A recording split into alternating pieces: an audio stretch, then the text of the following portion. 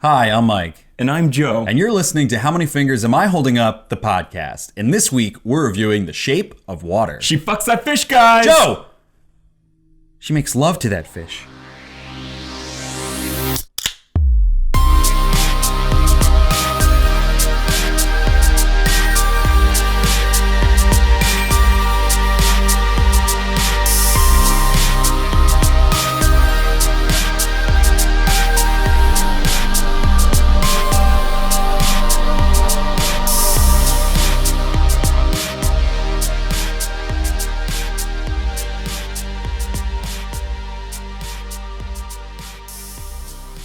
Welcome to How Many Fingers Am I Holding Up, featuring two guys getting shammer time and reviewing movies in a weekly podcast form. Stop. Shammer time. I thought you were serious for a second. I read it perfectly, Joe. And that came to us via Facebook from Mari McRae. Mari McRae. I'm sorry. I like looked at. I'm sorry, Mari. I'm sorry, Mari. I looked at her name and I just got like temporarily dyslexic. I was about to be like Marie McCree. I don't know. All right, great Mari start. McRae. Thank you for the synonym suggestion. If any of you else out there listening have any further synonym suggestions, you can hit us up on Facebook, Instagram, Twitter, email, Tumblr, wherever you can find our shit. What are we drinking this week, Joe? We are drinking. I mean, again, we've drank so many beers. I was trying to tell Nick last night. He's like, "You guys really drink a different beer every single episode?" I was like, I think so a lot of people far, assume that we just repeat them. Yeah, this is so. I had to go into the worldwide sort of section. Kolbitzer, Mr. Worldwide. I had to go over pit bulls. Mr. Worldwide 305. He's got a lot of names for himself. Identity crisis. Who am I?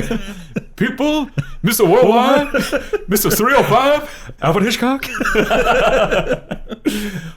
Whoa, deep cut. What is this? Kolbitzer? Kolbitzer. It's a Heidelbrauerei Pils. I feel like that has to mean like something brewed pills. Oh, definitely. Let's try this out though.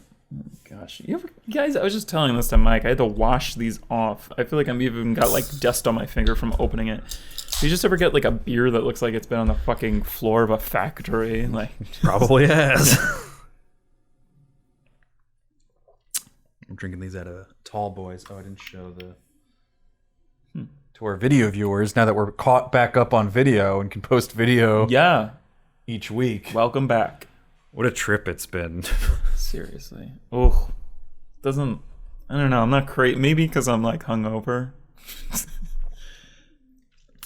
It's just a pretty standard water beer.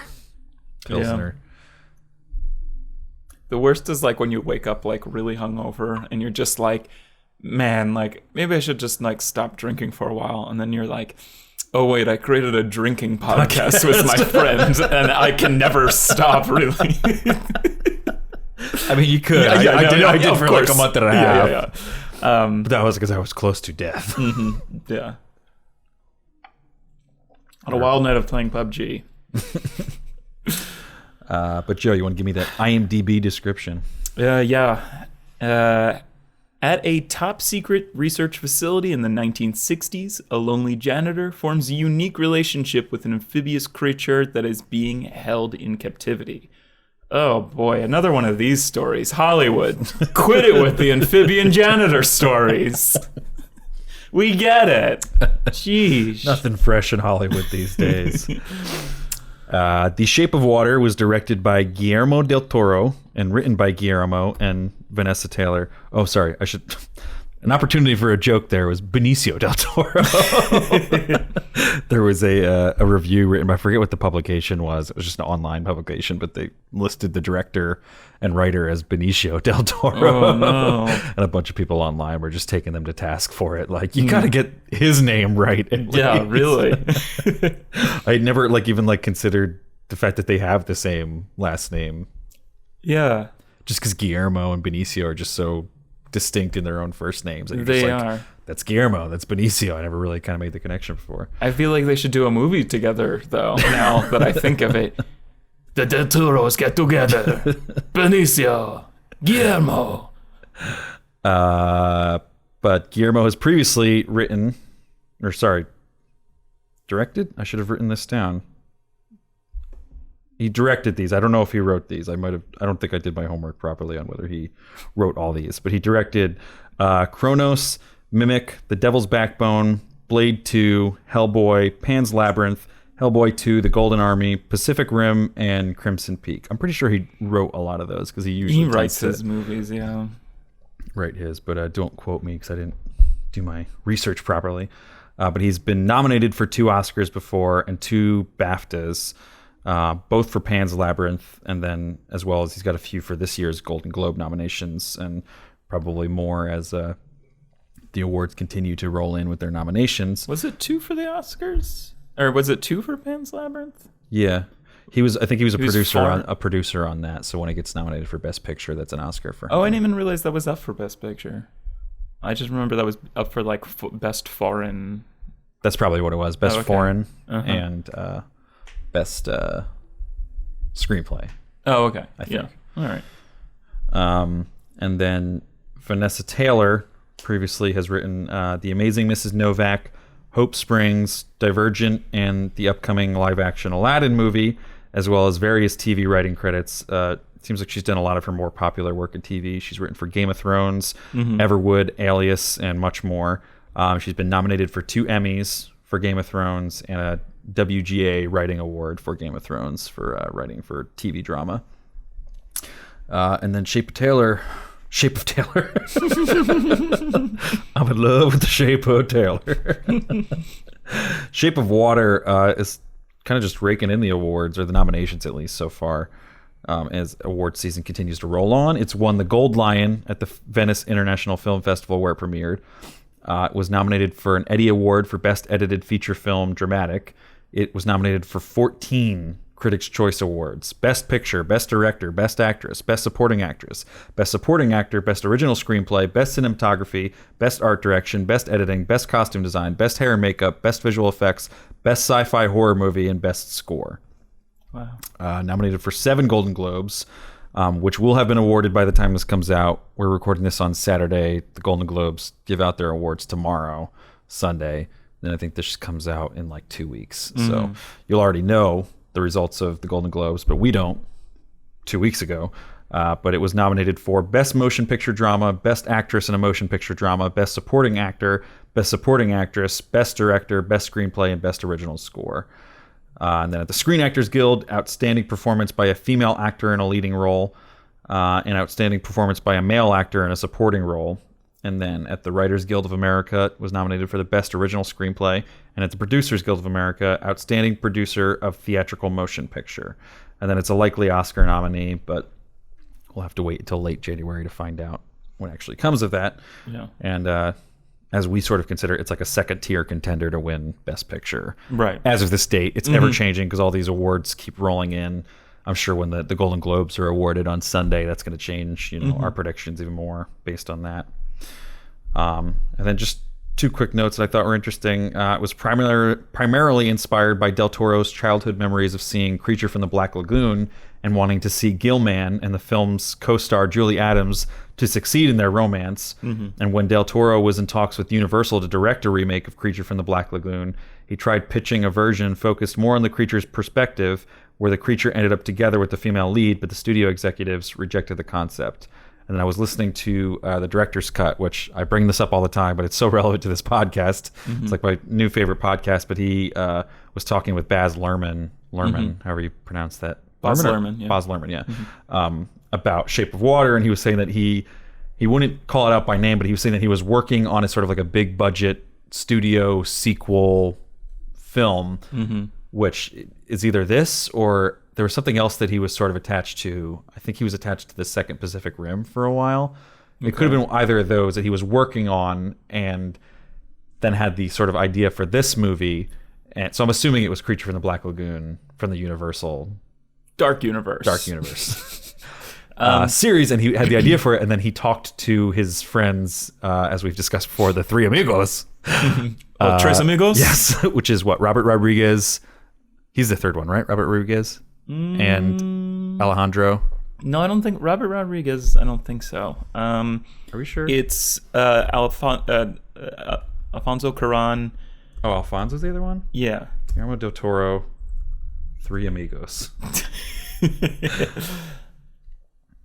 The Three Amigos changed the... Yeah, it is. Alfonso, Guillermo, and... Yeah, I guess Robert Rodriguez is friends with Quentin.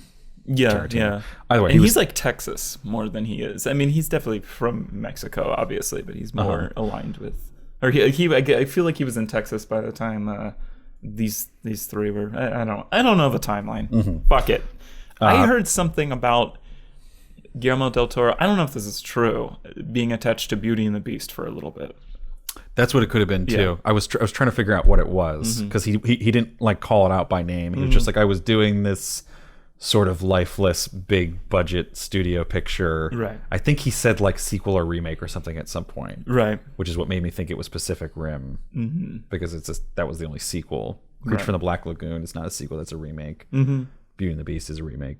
But he was saying all that, and then he was saying that like he sort of had this idea for this film, and he was like, well, I don't know if I can like really make that happen right now, but then I was getting really bored with the other movie, and then he was talking to his friends in the Three Amigos, and they were like, no, yeah, you got to go make this movie. Like, So I just think that's a cool story of like this friendship that they have where they push him in this direction, and now he's a likely Oscar nominee, if not Oscar winner for some of these categories. He's likely nominated for Best Director, definitely gonna be nominated for Best Picture for sure at the Oscars.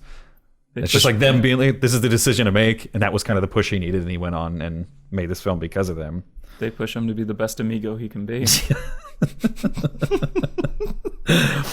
And then I like this quote as well. In an interview with IndieWire about the film, Del Toro said, "This movie is a healing movie for me. For 9 movies, I rephrased the fears of my childhood, the dreams of my childhood, and this is the first time I speak as an adult about something that worries me as an adult.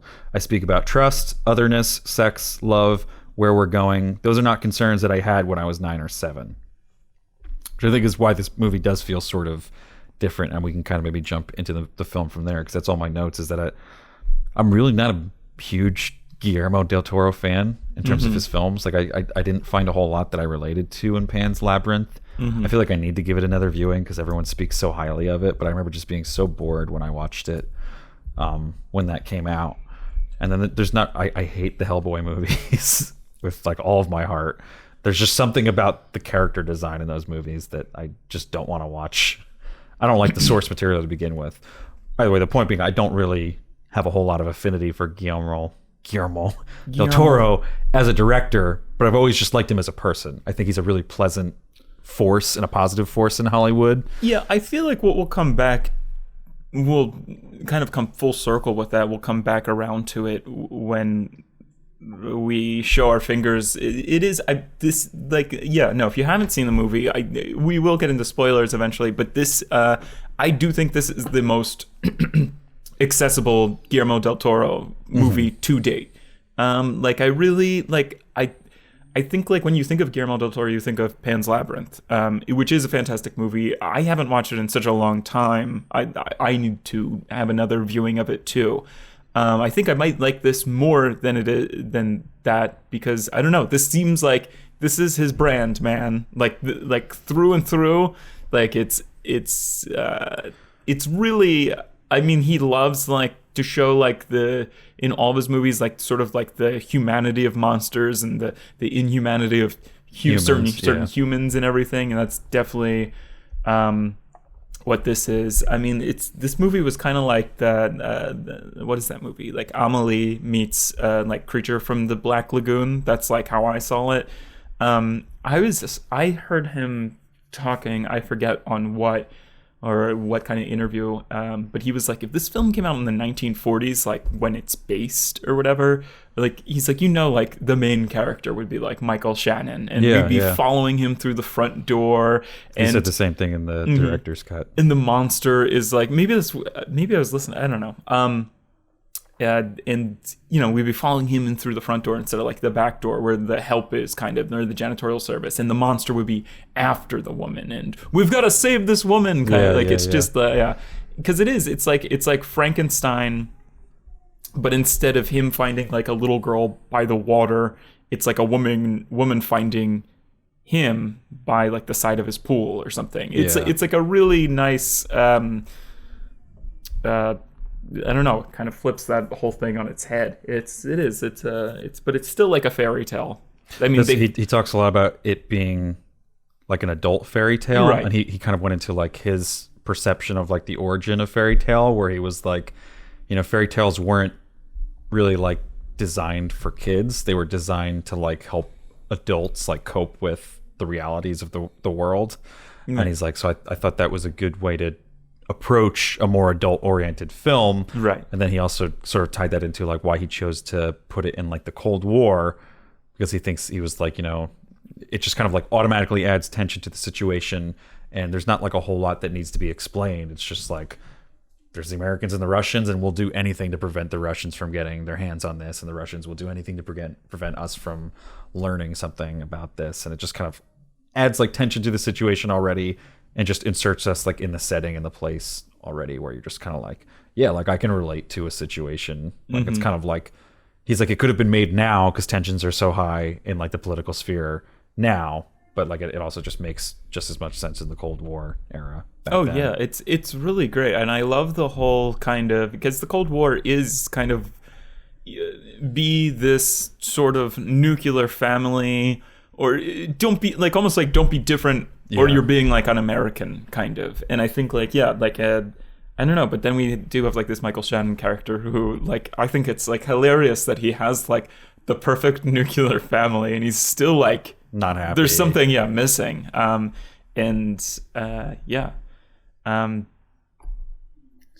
there's so much to talk about this movie. Honestly, this is like some of the most like economical storytelling that I've seen in a while. It's such a classic screenplay, just in terms of like, I mean, I know that's intentional because they're trying to, you can just tell, like, just wait through the production design and the like score. They're just trying to transport us to like that time in movies, but with like modern themes thrown in there. Right. Like he was saying, like I could have made this movie in the 40s, but it would have been, the white guy as the protagonist, right? Yeah, like the mute girl and the fish guy as the love interest. But yeah, it's just like it just sets everything up so like beautifully in the beginning, and like economical is a very good word for it. Like it's all just like boom, boom, boom, like character setting, story. You got it, we're in it, and now just like fall in love with everything. Or just like, you have more time to just bask in everything after that, right? And no one ever had to be like, I'm this kind of character. You like, it's just like detail, and it's just building characters in such like a pleasant way, like as you're watching it. I have to ask, because I walked in like a couple minutes late, maybe only like 30 seconds late. What is the very first? Is there narration in the beginning? Yes, because it ends on narration. Yeah, which I still hate. I hate bookended narration. Yeah, but at least that's better than if there was no narration in the beginning. That would be weird. I thought there was more narration. Maybe I'm remembering it.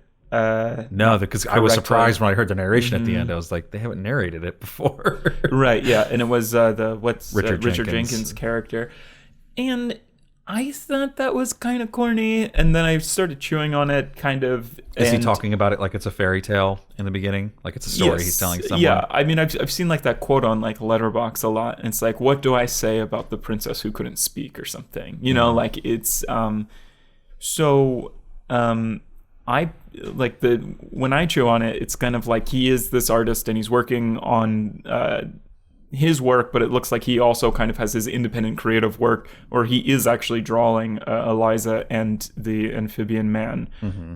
So maybe there's a jump in logic where like he retells this story through like a storybook of his own or something. Yeah, I could have done without it, but it didn't bother. It didn't change much for me, I wouldn't put too much against it. But then we're just immediately in that first scene in their apartment before she goes to work, I'm assuming. What is the first thing you saw? Them in the apartment. He says something like, I'm just the quintessential starving artist. They go through... Did you see the part with her morning routine? Kind of like she goes through a morning routine. She kind of like boils the like they do it over and over. I saw the again. repeat of it, and I figured it had showed up before too. Maybe, yeah. I mean, you couldn't have missed much that the film really kind of hammers in the details. Yeah, I don't know. They just do a lot of establishing. I mean, you have this mute character, and that's hard to like be like this is like without really. I mean, she's able to communicate fine through signing, but that's again. I don't know. It's. I feel like I thought it was going to be something that would be like this massive, and I don't mean this to take away from the screenplay at all, because I think the screenplay is fantastic. Right. But in like hearing that it was a story about a mute girl falling in love with the fish man, I was like, oh man, this must be like a pretty impressive screenplay if they can like make us relate to this mute character. And I think it's almost like a bit of a handicap in terms of, maybe handicap's not the right word. But I feel like we automatically start relating to her much more because she is this kind of like innocent, quiet, soft-spoken. I mean, in terms of she doesn't speak at all, but even when she's like signing, she's not like signing angry or anything like that. And it just automatically makes us like love her and want to protect her and like at like all costs. Like, yeah, there's just something about her that I think it automatically touches that part of us that's like, oh, that's me when I'm quiet, or that's me when I'm feeling alone or dejected or whatever, you know, or when I feel like the other person or an outsider in a room. And there's definitely something impressive about that. I guess I thought they were going to have to do more work, and it just kind of like settles in so easy. Like, okay, like I love this character and I want to root for her already. I wouldn't classify it to, I don't know if I totally agree on the whole like we must protect her or something, or some. Maybe that's not exactly what you say. Not that she's weak, but it's just that you care about her right from the get-go. But like, I think she's silent, but she's also not like totally innocent. Kind of. I think there's like I really like the frankness. This is, I'm gonna try to merge these two topics ham-fistedly, but I love that there's a certain frankness of like the way that they shoot her like naked. Because it's just frank. It's just like it doesn't feel like a male's gaze where it's kind of like just like it was like boobs. The nudity in this movie was very surprising, just because I guess I haven't seen that from Guillermo before.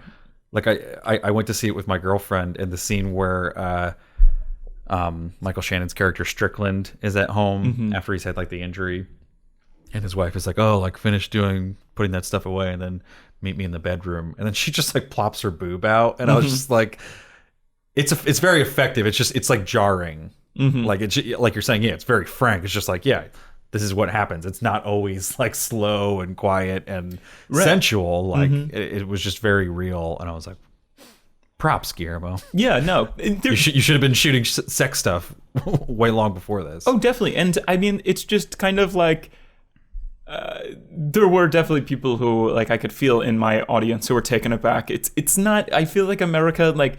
Again, like, this movie would have been so lame if it was just, like, it had all, like, the fucking blackened finger shit and blood and violence or whatever, and they didn't have, like, any of the sex or, I think, what's even more, like, frank, and she, like, schedules time every morning to masturbate, you know? She sets an egg timer for, like, her to, like, you know, like, almost, like, furiously masturbate, like...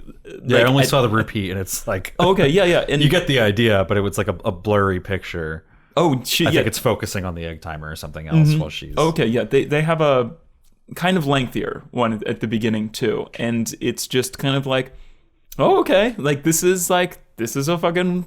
It's, you know, again, the frankness, again, it's just a normal and woman. Even stuff like that, like I really liked how thoughtful the screenplay, or thoughtfully the screenplay is laid out, because in the director's cut, Guillermo was talking about like why it makes sense for her to be with the fish man, and he's like, well, she like dreams about water, she masturbates in water, like everything that she does like has to do with like this like free flowingness of water and being in there.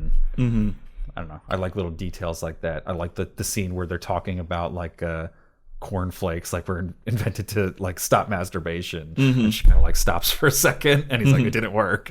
Like there's just a lot of like lines that are sort of throwaway, but they have some sort of tie-in somewhere else that makes it all just feel like a very complete, interconnected film all the way through. But they do. I like the schedule because it kind of builds out what her daily routine looks like. But then they like season it kind of with this like, just like, I love the dancing. Like the dancing allows us to understand that like Eliza is not just, she's not the janitor, she's not like the neighbor, she's not the mute girl. She's like this dreamer who's like more like that's stupid gay.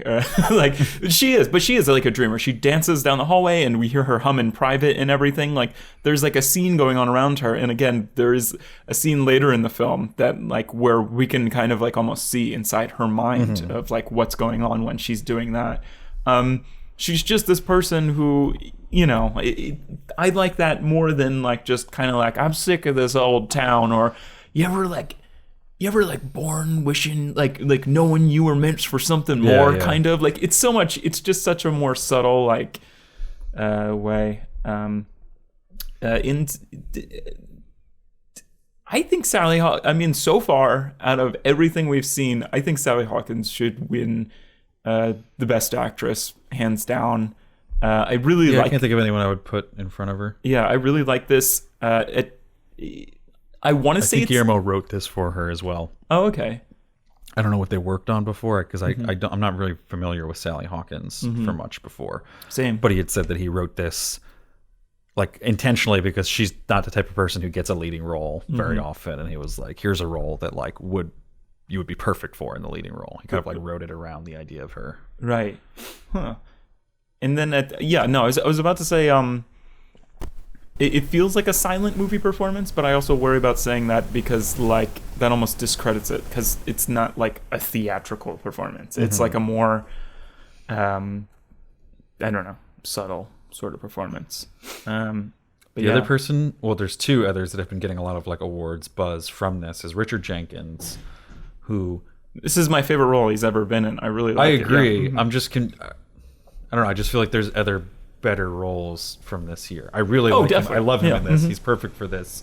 He gives a great performance, the performance of his career for sure, which has not been bad by any means. He's right. I've just mostly seen him in like comedy stuff before. Yeah, he's great in everything. I think of him as like Step Brothers dad, or he's in Burn After Reading, I think. And a few other things. But he's great in this. There's nothing bad about it. I don't know. I'm a little confused by what the awards buzz is so taken aback by with this. Right. Like I feel like they might be seeing more of the writing, because I think the writing is spectacular for his character, and that's what makes him so likable. I just don't know that there's much that he's really.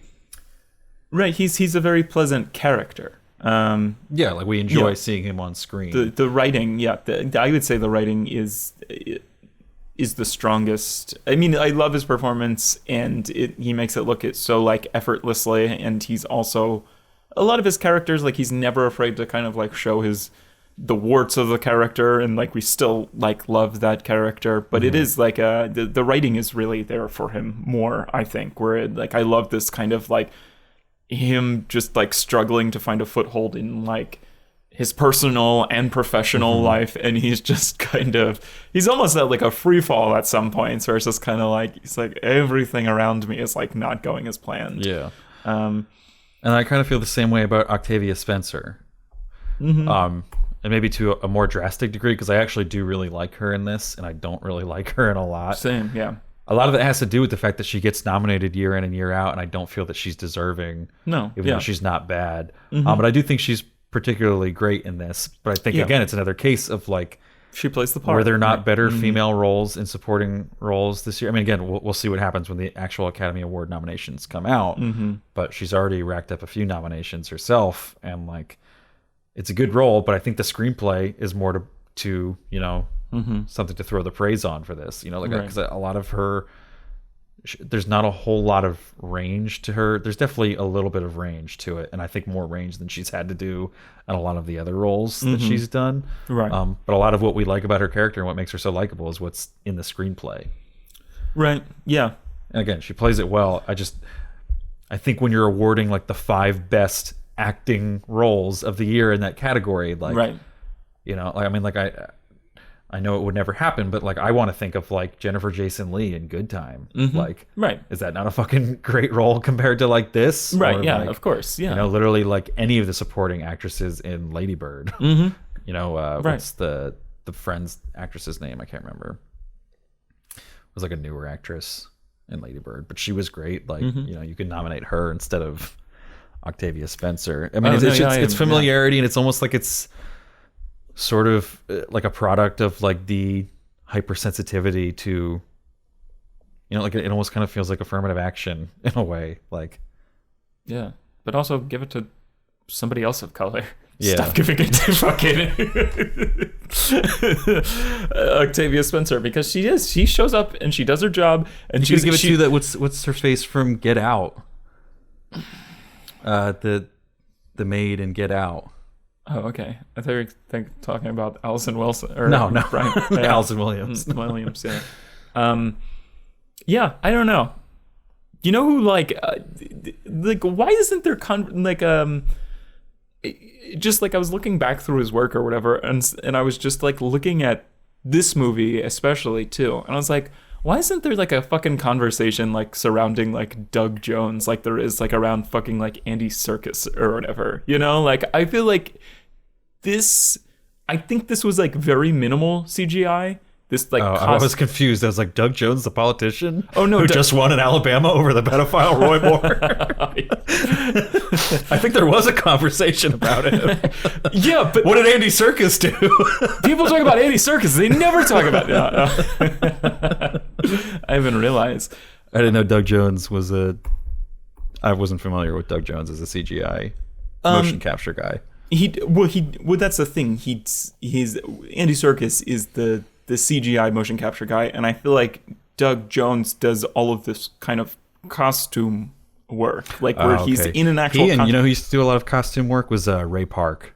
He did Darth Maul, and then he was like the frog character in X-Men, whatever that superhero was, and a lot of other like heavily costumed roles he was always getting hired for. Yeah, I don't know. Yeah. But I do think I was reading that this was minimal CGI, even like the kind of like gills on the amphibian man's neck. That kind of. I don't know why I said motion capture. I guess I was just because you said Andy Serkis. Oh yeah, that's where your mind goes. But yeah, it isn't. Is any of it? I guess when he does like the floating away sometimes, there's no way that like double eyelids can be part of the costume. I don't know. Yeah. But yeah, no, even like the gills is something that he's controlling from within the suit or whatever. Really? Yeah. How? I have no idea.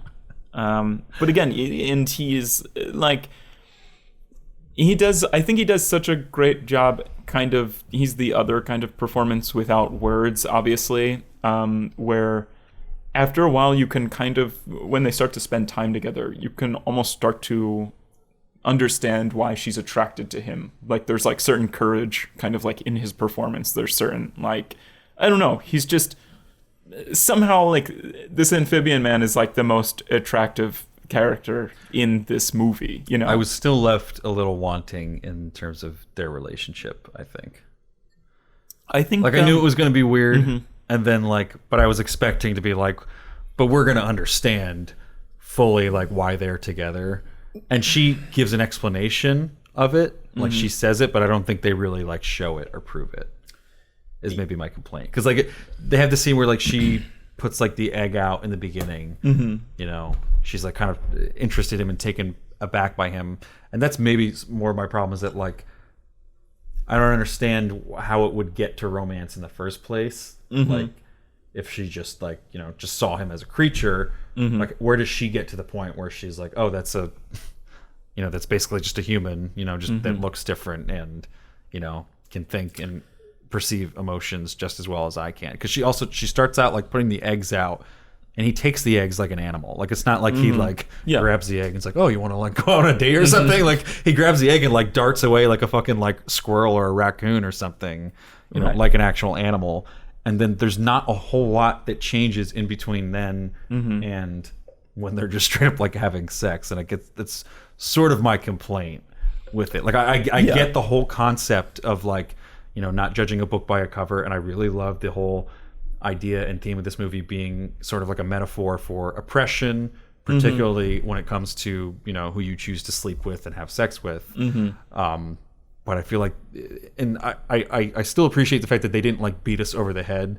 Like I was like dreading there being like a scene where they're like legally preventing her from having sex with a fish man, or like, you know, like you can't marry him. Like, right. Like that's what like a lesser filmmaker would have done if they were going to make a movie Right. that was about oppression, but also about a fish man, you know, falling in love with Yeah. a girl. I like that they handled it more subtly, but I feel like they might have gone too far in the subtle direction to the point where I didn't feel like I really had that relationship proved for me. Because it is weird, because it's kind of like, you know, we want to rescue Okja, but we don't want to fuck Okja. Like, you know, like it's kind of like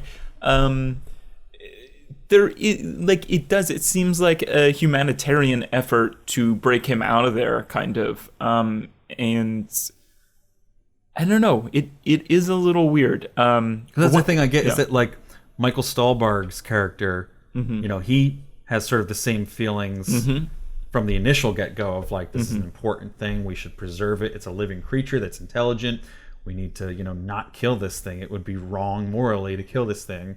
And even like Octavia Spencer, like, you know, just on like the base level of not even really caring, it's just kind of like, well, it would be wrong to kill this thing, so that's why I'm going to help, you know, her save this creature at one point. And even I just don't know where the jump goes from that to I'm going to fuck this fish thing. Like, and I don't mean to say that like, you know, disrespectfully, or because I have a lot of respect for this film and I think it's very masterfully crafted in other places. I just feel like it was maybe too short. I feel like it's not that short. It's like 2 hours, but it feels very short. It flies by. It really does. It's a really masterfully crafted screenplay in other areas.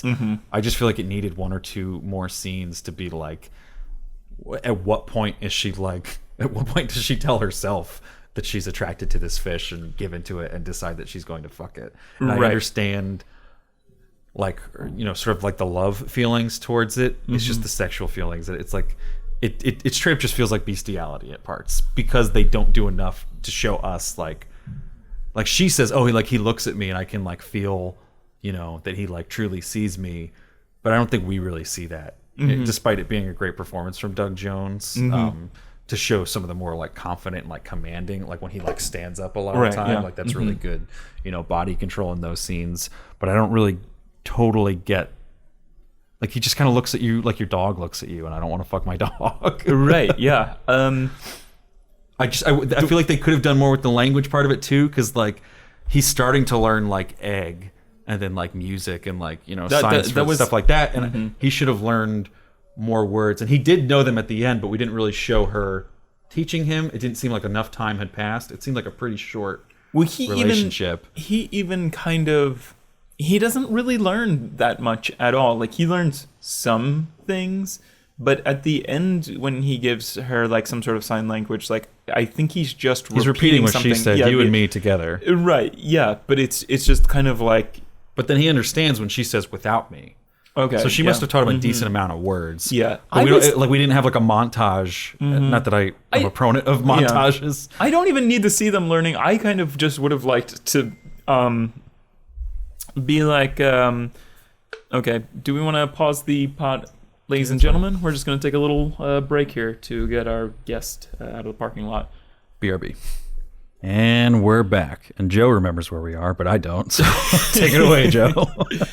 We were just talking about, I mean, you were making quite a few points about, you know, when does that kind of relationship between them turn into romance or even lust or whatever. And a few points, now I'm not even knowing if I'm remembering. I just wanted to, I think one of my favorite pieces of dialogue is when she's talking to the Richard Jenkins character, and he's like, we can't help him, he's not human. And then she signs or something, and she's like, if we don't help him, are we human? Which even at that point, like right before like this heist kind of, like they're just still kind of like talking about him like he's like an animal. Like, yeah, like a dog that needs to be saved. It's also, I mean, we're obviously in spoiler territory. I mean, definitely go see this movie. It's fantastic. But, fuck, what was I going to say? I don't know. There was another point I wanted to say, but I did. It escapes me. I was kind of like a little, them having sex. That's not like a, what's it called? That's not right. Not natural. It's not natural. I don't know. It's a beautiful scene. It's I like that it's not explicit. It's just kind of like almost like this like slow dance kind of. You weren't upset that we didn't see fish dicks? I would have loved to see fish dick. I'm kind of back and forth on that scene where her and Octavia Spencer have that kind of it's a little too tongue-in-cheek, like explaining like how it doesn't make sense. Like I appreciate what they're trying to do, which is kind of like be like, you saw his like G.I. Joe torso. Here's how he actually has sex with her. Right. But it doesn't make sense for Octavia Spencer's character, who was hesitant to like save him at first. And then when she does, it's mainly on the basis of like, like he's a creature. Why would we like allow him to be terminated? This is like the morally right thing to do. So it makes even less sense for her to jump from like that to like, girl, you having sex with him? Yeah, girl, dish me the details of that fish dick. Like, like it was kind of a jump.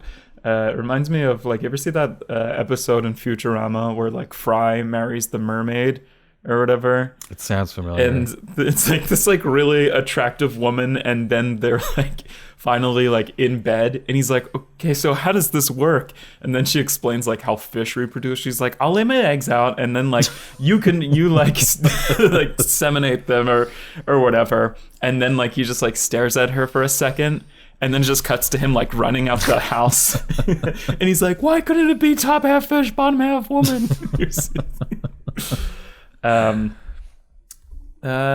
Yeah. I really liked that this, like, I knew that the movie was going to be a like metaphor for oppression. But I really like how solidly they handled that. Like I said before, they don't like beat it over the head. They do it sort of subtly by just showing us like different examples of people that are oppressed, so that we can sort of relate to like, oh, that's what they're talking about with this fish man. Like, that's why we're supposed to relate to him, sympathize with him, believe that he is, on the same level as the rest of us. Like right. they have Eliza as the mute character, and they show all these sort of like microaggressions that, people say towards her, whether she's not being heard, or they assume she's deaf, or like Michael Shannon's character says it's like hot at one point, like turning it into like a kink rather than her just being a person. And then you have, Octavia Spencer's Delilah character, or what's her actual name? Delilah is the name that he calls her. Wait, who? Octavia Spencer's character. Zelda. Yeah, Zelda Delilah. And a lot of the microaggressions that Michael Shannon, again, his character has towards her, where he's, like, your people, and saying stuff like that. And then Richard Jenkins for the gay character, where, he gets scorned at the pie diner. And then I read into it that he was fired from his job for being gay. Yeah. Because they don't really offer another explanation. They do. They have, the one character who keeps kind of like meeting him outside of the office. At some point he does say like, and you haven't touched the bottle or something. And so I think maybe it was that, but then that also could have been Richard Jenkins being like, I don't know why I made a move on, like another male. Yeah. Maybe I was drinking or something, I don't know. And it definitely couldn't have just been alcoholism that in the 40s. Right, yeah. Or no, the 50s, I guess. They're definitely not homophobic, and they're definitely all sober in the 40s. Yeah. So yeah. So, and then just a lot of like the women characters in this, where they're relegated to certain positions, none of them of authority. Or I like the scene where Michael Shannon walks into the bathroom and he's like, "Oh, girl talk, huh? Like, proceed with your friendly chatter or whatever." And then like it even goes so far as to get to like sexual harassment and stuff like that. Like it just shows all these different like microaggressions from people in positions of power and privilege who perceive other people as being lower than them. And through that, we're kind of able to perceive the fish man as, you know, well, we know that these other people aren't lower than the people in positions of power. So look at the fish man that way. He's on the same, you know, level as the rest of them and deserving of love and respect and butt and sex and all that. And then obviously it's a metaphor for like forbidden love and stuff like that at the same time too. So I think it really works on all those levels without like just really beating it over the head. It's just kind of, you know, he understands that we're smart enough to understand the metaphor that he's putting out there, and he doesn't need to, you know, hand feed it to us. So let's talk more logistics too. And I have questions about the end. How does sex work? How she do sex with the fish though? So at the end, so we can kind of gather from context that Michael Shannon says something like, I got him in South America. They think he's a god, to the point where he's touching Richard Jenkins on the head and Richard Jenkins starts growing hair again. And then near the end, he's healing bullet wounds, kind of, you know? So he is kind of, and I hate that, like, last Michael Shannon line, like, you really are God. Shut up. But they really botched the ending of this movie. It was so fantastic before the ending. It's not that I don't like it. And I've seen different stuff on Twitter. So at the end, let me phrase that. At the end, what happens? Are Eliza's like voice box scars magically turned into gills from his powers, kind of, because he's a god, or have they been there the whole time because they found her down by the water and she's? Or do we see something with her scars? She starts to breathe through her scars, yeah, as if they were gills. I saw it with my girlfriend Rowan, and she was asking me like, so was she a fish person the entire time? Because she picked up on a line I didn't pick up on, where when they're asking like, you know, what does Esposito mean? And it's like, oh, that's like a orphan. And then Zelda explains like, yeah, she was like found by like a river, down by the water, right? Yeah. By the river. I didn't think that was what they were trying to flat out say.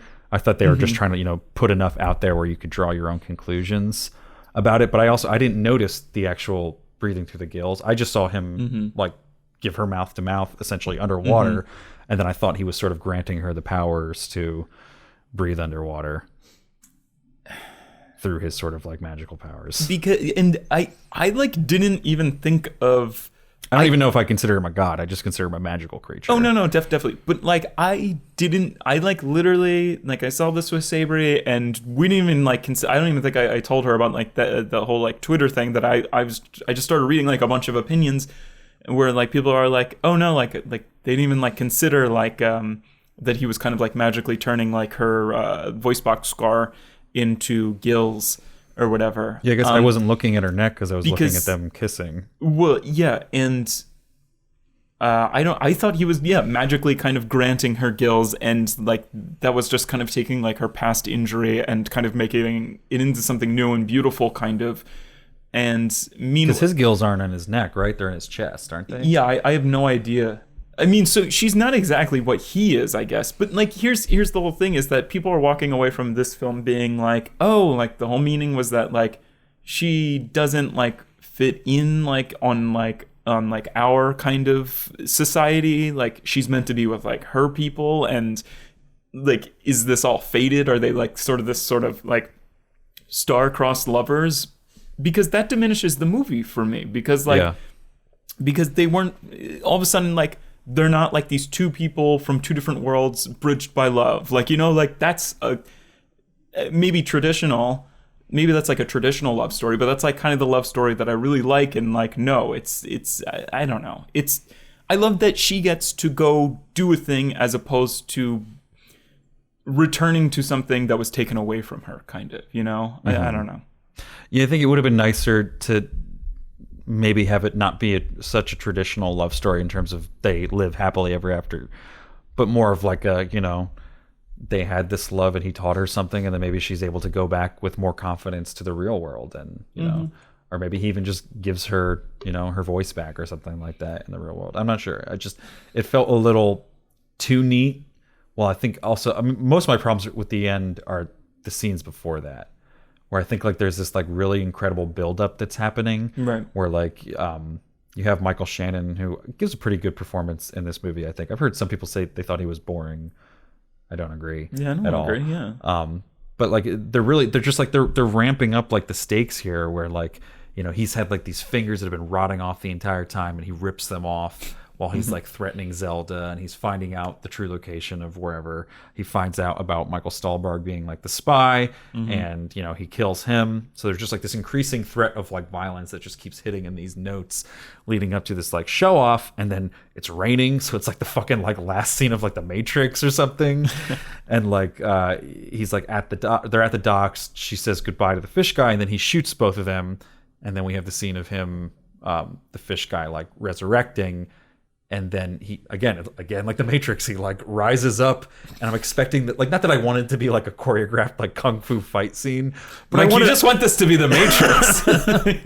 I wanted a little bit more though than just him slashing Michael Shannon's neck real quick, because I think that's a nice punctuation at the end of some sort of more conflict, because we've had like the threat of violence from this creature before. He bit off Michael Shannon's fingers before. He devoured the head off of like a cat in the apartment in a really gruesome way. And then all we just kind of get is like him walking over and being like, yeah, just like smacks his neck. And I like the irony of that. I like the fact that Michael Shannon can't talk after that and possibly even dies. When he was mocking Eliza for not being able to speak and being mute, and kind of just transferring that over to him. But I feel like that should just be like a nice like staccato note at the end of like some more fighting, like a minute at most. I'm not asking a whole lot, but it was just like, it was all this build up, and then not even, like obviously not even not Matrix Kung Fu, but like an animalistic kind of struggle. So I wanted a bunch of Michael Shannons to come out, and he had to fight all of them off. Yeah, I do like that scene where he eats Richard Jenkins' cat, just because I like it. I don't like Richard Jenkins' reaction. We were yeah. laughing about this on the way home. He's like, oh, it's fine. If someone ate my fucking cat, I'd be pissed. But it is kind of like, fuck, man, this is a scary monster. Like you guys, like, you're not through the woods really yet. There is kind of a lot of just kind of feeling like they are through the woods. Sometimes this movie becomes too romantic for its own good, kind of. Like, I do love like the flooding of the bathroom, and like it's dripping into the theater downstairs. It's like this dream that's kind of like spilling out into the real world. It's like such a fantastic scene. But I don't think there's like a huge really like struggle really to transfer him from a like top secret lab to like somebody's bathroom. There's definitely a certain amount of luck to it. Like, it only works because Michael Stahlberg happens to be a spy who helps them get out. And they do sort of barely get out. Like, they're firing bullets at the car, and it could have very easily gone the other direction. I'm more surprised that they didn't have like, I mean, I guess they pushed the camera up there, but they didn't have like video elsewhere to be like, these people didn't leave. Yeah. Like, they clocked out, but they never left to go to the parking lot or whatever. Yeah. It seemed like kind of a weak investigation to find out. I mean, they're underestimating them because they are the janitors, and like I do like that they push that is like, where's the team? Like when it's just there must have been at least 10 men. Yeah. We didn't really talk about the musical number here. Curious to hear your thoughts on it. I know that. I mean, I've seen a lot of people that don't like the sex, the fact that it happened, or the scene, or whatever, and a lot of people don't like this this musical scene.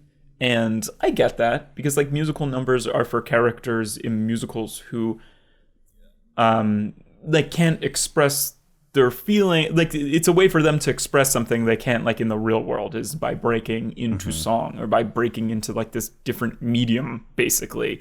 And she is very expressive, even though she obviously can't talk or whatever. But I feel like I really like it because she she can't again, there's this fucking like he doesn't know he's about to be like set free, kind of like, and she is like this kind of like dreamer who's kind of like expressing this musical number by being like, she can't talk to him directly about it because it is like they have to take him out to the dock and like fucking like throw stones at him like he's a dog, like, no, shoo, get out of here, get out of here. Like, so with this, I mean, with this scene, I think she's able to kind of celebrate what has happened and also have sympathy for, I don't know. See, I like the concept of it. Like, I was so in love with like the lights dimming, the spotlight going on her, like, you know, us basically getting to hear like what's inside her head. Like, you know, when she's signing these things, she's hearing herself talk because she can hear. She knows what it sounds like when other people talk. So she's kind of singing out. And again, she spends so much of her time like listening to and watching musicals on the TV with Giles' character, Giles. And they know all like the tap dance routines and everything. It's from that world. So what were you saying? Well, it's just like I got the point as soon as she's like up and walking around like in that scene, singing like very quietly. I didn't need it to go to this huge musical number. Like, I thought it was a much more poignant point when it was just her walking around the table, you know, like it was already like it was in a Broadway play. Like, that's already elevated reality to have the spotlight shine on her in her apartment and to have her walk around and sing, even though technically she's still sitting in that chair, like signing to him. So it didn't need to go to that whole other level of like, now we're like in the fucking like Artist and it's black and white and like we're dancing around with this big musical number, and it kind of like, it brought me out of the movie for a minute. It like broke the magic spell of the movie for a moment for me. Okay. And it was just kind of like, it made you realize kind of how goofy the whole situation was. Like, I was totally down for all of it before that, where I was like, yeah, like fish sex, fish romance, like that's all cool. But then when she starts like dancing with the fish man, like it starts like highlighting flaws in the fish costume itself, where like it's a beautifully designed costume, but it doesn't do well in like the low contrast black and white of that scene. It looks really goofy to like see his feet kind of like walking around like that and doing the dance moves. Like, it highlighted a lot of stuff that was a detriment sort of to the scene. And I felt like they already got the point across, and they had an avenue to just kind of ride on that slightly elevated reality. They didn't need to go to like, and then it's a musical number. I don't know. I don't think this film would have been the same film without that scene, and I couldn't tell you why. I think it's super iconic. It's great that we might see a Best Picture winner where there's a scene where there's a monster like doing like a waltz, and like I think that's fantastic. I don't know. It was a bold choice. The minute he took a risk, and for some people it's going to pay off, and for people like me, I'm going to say there was a safer way to do this. You took enough risks in this movie. That was a Letterboxd review that I wanted to talk about. We were trying to find it. I can't find who wrote this Letterboxd review, so I'm not trying to steal credit for this. This is someone else's review. I just can't find who it was to credit them. But they had a review that was something like, in a movie where where a woman has sex with a fish, I didn't think the part that I hated most wouldn't be the part where she has sex with a fish. Like, meaning like the musical number is, for a lot of people, easily the most hated scene in this movie, despite there being two scenes where a woman has bestiality sex with a fish. Right. Essentially. But yeah. You want to get to some fingers? Yeah, sure. I have to decide what I'm going to give this. I'm a little conflicted about this movie, I have to say. Same. Then I'll go first, and I mean we can pick up a few little extra points while we do our ratings and finish off this episode.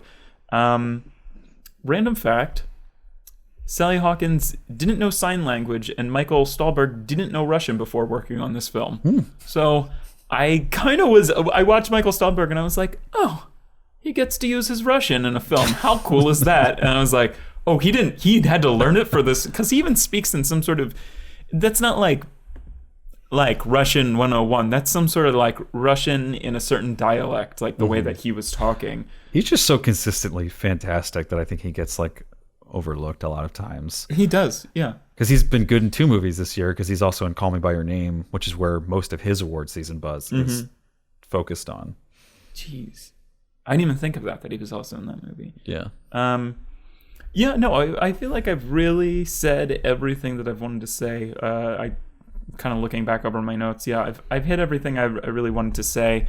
Yeah, no, I've had trouble kind of placing. I think this is this movie comes highly recommended from me. I definitely go see it. I think it was my second. Like, if I had to put shit in a top 10 or list or whatever, this would fall number 2, just behind Good Time. I was flirting with the idea of it being Five Finger Film, but even watching it and kind of like driving away from the movie, I was just kind of like, there's something where I didn't quite like this movie. Like, Del Toro, I feel like makes movies for him. Like, I feel like picturing him, like, kind of watching his own movie, being like, yeah, like, I fucking killed it, man. Like, this is so on brand for me. No, he makes movies for the Three Amigos. Yes. I mean, there's some logistical problems that I think dial it back. And then I think there's just something that didn't quite connect with me. Even though I love this movie, we didn't even talk about the what's his name, Desplat. The score, yeah. Yeah, phenomenal score. That should be at the Oscars. And also, like, I think my favorite scene, and it's in the trailer, and I didn't even really need context for me to like love this scene. But when the amphibian man sort of escapes, and then they like find him just standing like fully erect, like staring at like a movie theater screen. That's a whole other theme we didn't really talk about, like what? Just with the love of movies in this, where like there's that sort of like, I don't know, it's not even really a plot, it's just a theme of like the movie theater underneath them, and like how there's so few people in it. Like in the beginning he's like, yeah, I can give you free tickets, nobody comes to movie anymore, and it's just you can like see Guillermo in that being like, yeah, go see more fucking movies are like magical and classic and right.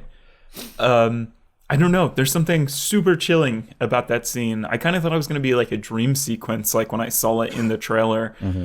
Just because I also didn't really know the pacing of this movie. I thought more of it was going to be the heist.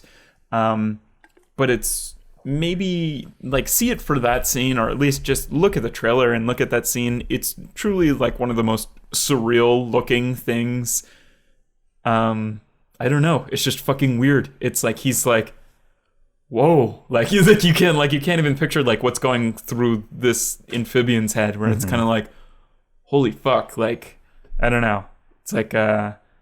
Well, again, I think that's like Guillermo trying to like invite us to like be like mystified by movies again. Like we take them for granted so much, and so much of this movie is trying to create like a classic movie again and be like, movies are magical, and go to the theater and have this wonderful experience. I think we're supposed to be him in that scene where he's just kind of like, this is amazing. Like I've never seen anything like this before, because I'm a fish man, and we're invited to be like, just fall in love with movies again. And it's one of those fucking like beautiful old theaters where the screen is fucking gigantic. The seats are red and velvet. And... Ooh. I almost like kind of started to tear up like trying to describe that scene, and I can't even like say like there's no real like poetry behind that scene, besides it's just like, it's such like a fucking thing to behold. But yeah, I'm gonna close out here. I'm gonna give it 4.5 fingers, because it's great. But it's something, again, logistically, and something between me and Del Toro's taste didn't completely click. And I felt the same way. I love Pan's, like that's a thing. Like I'll gush about Pan's Labyrinth, but I'm always like, it's not exactly my kind of movie. You know, I don't know. But that's all. Yeah, I did certainly love this movie. I think it's really easy to fall in love with the movie really quickly. Like I was saying with this, it's one of my favorite screenplays of the year. I think Lady Bird is still my favorite so far. Good Time is certainly in that discussion as well. But there's so much that's done right in the screenplay, and it's more of like a classic screenplay, and just in terms of again, like tell us the characters, tell us the setting, tell us the plot, and then have like this kind of more classic 3-arc structure. Like what's the conflict and how are we going to resolve it? And it just all plays out so nicely while introducing like new themes and, you know, new ideas, you know, from our time to a classic plot structure that works really well. And there's just so many like scenes in this that like I can just see other screenwriters or filmmakers just like kind of botching. Like I think the way that the movie is organized is really thoughtful and well done. Like the one example I would like to point out is when she asks like Giles to help her save the fish man, and he like refuses, and he's like, I can't, like I've got to get to work, and like you know, it's a thing, it's a creature, it's a freak, like it's not, I can't help you do this, I'm sorry. And he's really broken up about it. I think like a lesser screenwriter would have been like, well, they're best friends, of course he's gonna help her right away. But he has to go get rejected at his job, and then he goes to go like hang out at like the pie bar, and then that guy rejects him there, and it's those things that make him realize like, oh, like I have this friend who wants basically what I want, just in a different way, and I have the power to help her get it, so I should help her get it. And he has to go through that before he can realize like, okay, I need to help my friend. And then he's willing to do everything. He's totally down for the cause after that. And if you don't have those two scenes that are very personal to him and have nothing to do with Eliza, then it doesn't make sense for him to come help Eliza. And I think those are examples of like just fantastic screenwriting in this. I think this is my favorite production design of the year. I don't know, I guess Blade Runner would have been my favorite before this, maybe Dunkirk. But this is just like, it's on like a whole other level. Like just everything that's chosen for this, like from like the paint on the walls, like all having that slightly green like tinge to it, to like the Cadillac that he buys is teal, not green. And it all just kind of fits that while also throwing in like splotches of red and whatever here and there. And then they've got like, I really love just the theme of like 50s like advertising. There's a lot of like great posters if you look around when they're in there that are like sort of like a 50s version of like, if you see something, say something type stuff. There's like, it reminds me of like BioShock a little bit, like that like 50s 60s Cold War type advertising. I love the Richard Jenkins character's illustrations too. Like the Jello thing he's working on is so beautiful. He's kind of like like Sal from Mad Men, kind of that character. And I feel like maybe that's why like it's just so easy for me to love him. Kind of, I don't know. But I love all that stuff. I think a lot of the acting is fantastic. I just kind of feel like the ending was botched a tiny bit. Like it was really soaring for me. And apart from like maybe there being just a slight disconnect between like she has this affection for this creature just as a living being to I'm gonna fuck this fish stick. Like there's like one or two scenes missing there that just help us bridge that logic jump. And then the ending could have been fixed up a little bit. But other than that, it was just a pretty magical, fun movie to watch. I felt like watching it, I could just imagine it. Like it's going to be nominated for Best Picture. Oh, of course. But you know how like they do like the introductions for all the movies, and every time they like nominated them, like the score is playing in the background and the logo showing up, and there's just so much like flavor to this movie that like it just seems made to be at the Oscars. Where of course, I can hear the score playing already as they're like The Shape of Water, Guillermo del Toro. Like it all works. I was really enjoying it, so I'm gonna give it 4 fingers. Not perfect, but definitely one of my favorites of the year. And definitely, would be happy to see it nominated. Would not hate to see it win as well either. Same. So that'll come out to 4.25, which will round down to 4 fingers. So 4 fingers from us. We didn't read the Rotten Tomatoes. Sorry. On review aggregator website Rotten Tomatoes, the film has an approval rating of 93% based on 233 reviews, with an average rating of 8.4 out of 10. The site's critical consensus reads, The Shape of Water finds Guillermo del Toro at his visually distinctive best and matched by an emotionally absorbing story brought to life by a stellar Sally Hawkins performance. Just wanted to get that in there. Yeah. That's about it. It sounded great, Mike. I tried my best. If you agree or disagree, make sure you leave a comment below on SoundCloud, YouTube, or wherever you're finding this episode linked, Twitter, Facebook, Instagram, all that stuff. And that's about it. We're going to go record an episode with our new friendly guest. Check us out, howmanyfingerspodcast.com. We'll see you next week. Later.